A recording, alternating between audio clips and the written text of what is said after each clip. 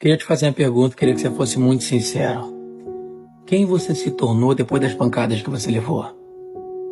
Sim, quem é você depois de toda aquela dor? O que você aprendeu com ela? O que essa dor mais te ensinou? Eu sei que na maioria das vezes parece que ninguém se preocupa contigo, mas a pergunta que eu faço é: o que essa solitude te ensinou? O que essa dor te transformou? Quem literalmente é você depois dela? Tem gente que usa a dor para se transformar numa pessoa ruim. Outras usam a dor para se transformar na pessoa melhor. E a pergunta que eu te faço é: essa dor deixou você melhor ou pior? Se você usa a dor para se transformar na pessoa pior, você se tornou pior do que a pessoa que deixou você assim.